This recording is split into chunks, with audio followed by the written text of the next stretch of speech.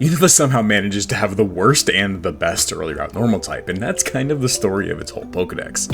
We're rating them all, and for now, Lillipup is pretty awesome in battle for the early game. We're actually starting to see some min-maxing stat-wise, with solid attack and speed and decent enough defenses. Obviously, its move pool isn't anything amazing, but stab, tackle, bite for coverage, and work up from the first gym, and even takedown right before it evolves, and it's arguably just as strong, if not stronger than, the starters at this point in the game. And it even evolves around the same time. 3.5 stars in battle prowess. And as is the case with most earlier out normal types, its availability is its selling point. You can get it before the first gym in Unova and its sequel, and before the second trial in Alola. 5 stars. But as much as I love this evolution line, this is just a dog. Even its dex entries just describe a dog. So thanks to the normal types being normal animals clause, 2 stars in concept. Though despite the simple or boring concept, simplicity in design is not always a bad thing, and this is why these categories are separate. Lillipup is extremely simple, yet super adorable. The little yappy dogs may not be my cup of tea in real life, but it does make for a cute little puppy Pokemon. It may not be the most exciting of designs, but it is very well done. 4 stars, which will average out Lillipup to a pretty decent 3.625 stars overall. I love that they gave the typical earlier out normal type a 3-stage line in Unova. I've always preferred them over 2.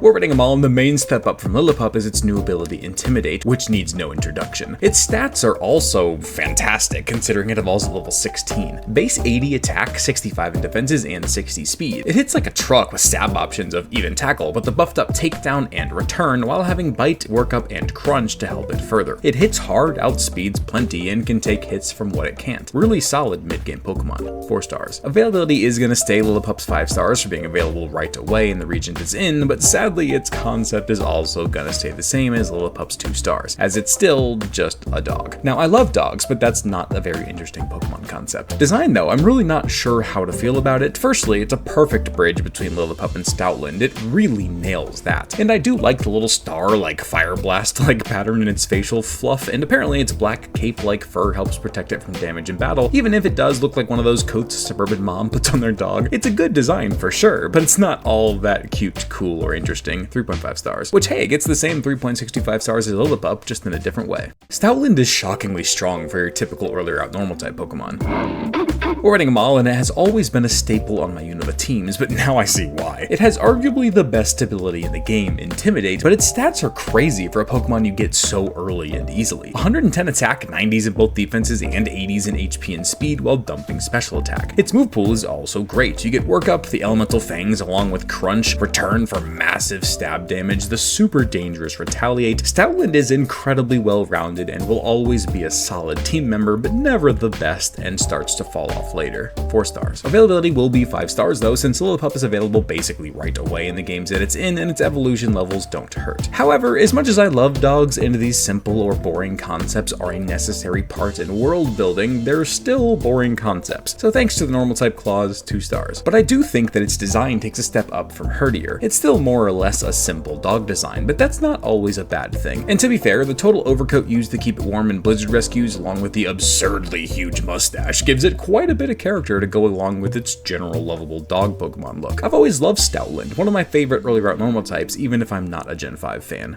4 stars. So that will dig up Stoutland the final score with 3.75 stars overall.